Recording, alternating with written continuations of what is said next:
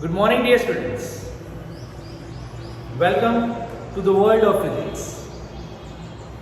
Dear students, from this video, we are going to enter into the new world of physics, that is electronics world. It is electronics world. Sir, we have already learned the electronics. Electric current and resistance and the heat energy produced due to current, the magnetic effect. Dear students, that all concept it is covered in electric portion, not in electronics portion, right? Dear students, in our physics, electric is different, electronic is different, right? And our 14th chapter, that is semiconductor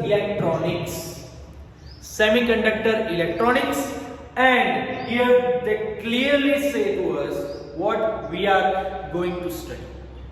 We are going to study semiconductor materials, the device we made by semiconductor, and some simple circuit we can prepare with the use of semiconductor. Right? Dear students, any object, right? Any electric object or any metal or non-metal, right? Any element, simple word, they might have three electric properties. It might be a conductor, it might be a non-conductor, or you can say insulator, and the last is it might be a semiconductor. Dear students, I hope all of you are clear with the concept what is conductor, what is insulator, and what is semiconductor. First, what is inductor? First, inductor means it will allow the current to pass through that. That is inductor. Current will easily pass through it. Suppose this is conductor. If I enter a current from this side, it will exit from this side easily. This is conductor. What is insulator? That is not allow the current to pass through that. Right? Suppose this is insulator. If I enter current through this side, it will not allow the current to exit to the other end. Right? So inductor, it allows the current it easily pass. Insulator, current cannot pass through that. But semiconductor, it means it can be a conductor, we can say it can behave like a conductor, and it can behave like an insulator also. Sir, what we have need of this? We have conductor, we can easily do our work with the conductor. Then why we need these semiconductors? Dear students, see, we need it. Why? Because, for example, as we discussed, suppose this is conductor, right? Suppose this is conductor. If I enter current from this side, it will exit from this side easily, right? It will exit. It allows the current to pass through this. Suppose this is insulator, right? If current will enter from this side, it will not allow the current to exit from this side, right? Current will not exit. Why? Because it resists the current. It does not allow the current to pass through that, right? That is why it is insulator. But the semiconductor, we can do any action, right? As per our command, as per our choice, we can do anything with this. The semiconductor, it means sometime if you want the current has to be passed through this, it will be passed. And if you don't want to pass the current, it will not pass. Are you getting me? For example, suppose this is conductor, current is entering from this side, it will exit from this side. Same way then, if it will enter from this side, it will exit from this side. For conductor, at any side, if it is enter from this side, it will exit from this. If enter from this, it will exit from this. right? Insulator, if enter from this, it will not exit from here. Same, the current, if the current enter from this side, it will not exit from this side. Why? Because insulator. But here with the semiconductor, right? With the semiconductor, you can perform the action as per your choice. We can perform our action. We can give a command to this.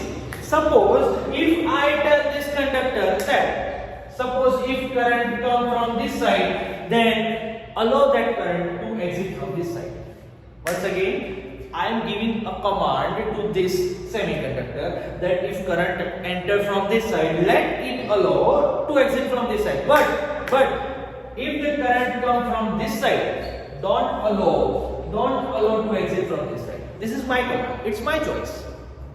Right? We can perform any action as per our choice, as per our command. Are you getting me? Right? That is why it is useful.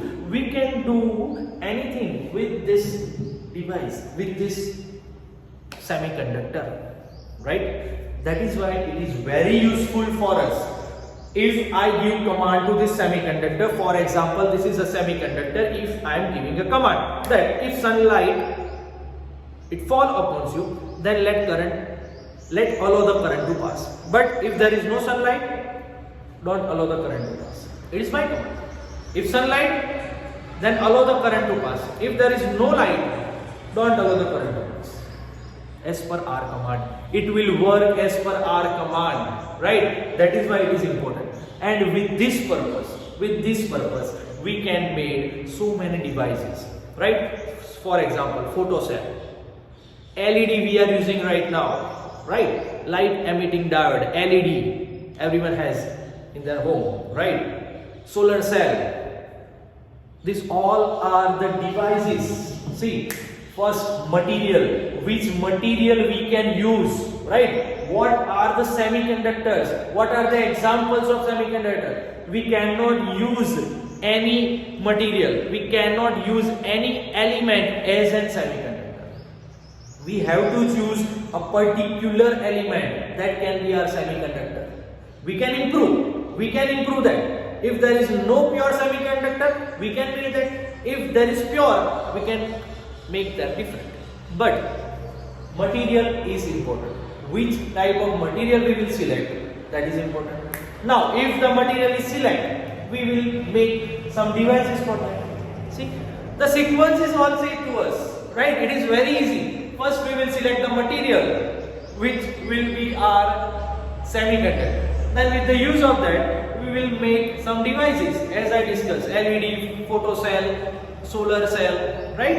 And then last we will discuss some simple circuit with the use of semiconductor. Clear? So dear students, it is very important to us to study the semiconductor. Now, as all we are clear what are conductor, insulator and semiconductor, let we define it, each of this with its resistivity. With its resistivity, right? It is just for your knowledge, right?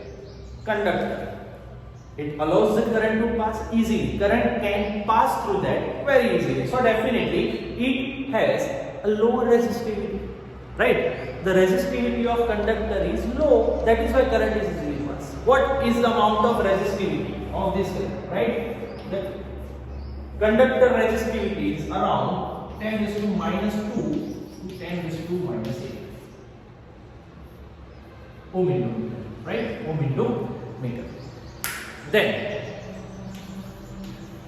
for insulator, the resistivity is very high.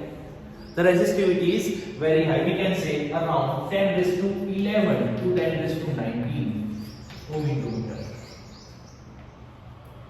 And for semiconductor, it is not conductor nor it is insulator, right? So, sometimes it allows the current to pass, sometimes it does not allow the current to pass, right? So, sometimes it behaves like a conductor. It means it behaves like a conductor, and sometimes it can behave like insulator. Means its resistivity will be between these two,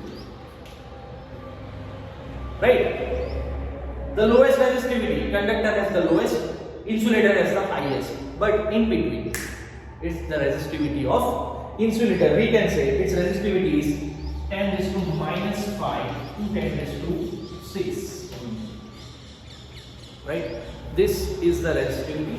Just be clear. Remember the value of this all resistivity of conductor, insulator, and semiconductor. Now, right? We are cleared with the basic introduction or basic concept of our chapter, right? So let me start with the first part of our chapter, that is the material, right? Whom we can call the semiconductors, right? So see first the classification of semiconductor. Simply we can classify it into two parts. One, it is elemental and compound semiconductor. Elemental means only one element will be there, and compound, two element will be used as a semiconductor. It is known as compound, right? Examples of elemental, that are silicon and germanium. The most famous and most valuable, we are using these semiconductors right now. Right, we are using, and we will learn each and everything about semiconductor with the help of these examples, silicon and germanium. And in compound semiconductors, even we can classify into three parts: inorganic, organic, and organic polymer. What are the examples of inorganic? CDS, that is cadmium sulfide, then gallium arsenide, Indian phosphide. These all are the examples of inorganic.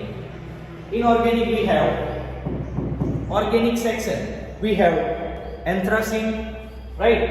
And doped. It is doped. Doped. What is doped? What is doping? That we will learn further, right? But just remember the name. It is doped phthalocyanines.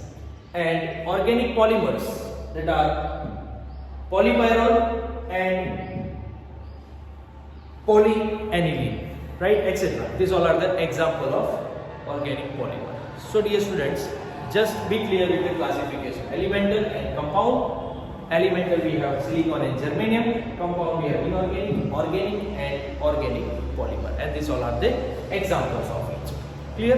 So hope all of you are clear with the basic concept of this chapter. And from now, we will study the material, how we can use this silicon and germanium, why we are selecting silicon and germanium. All this concept we will learn in next videos. Okay, so prepare well, and if it is okay, then prepare a proper note of whole chapter, right, and keep that with you. It will be helpful for you. Okay, so thank you and all the best.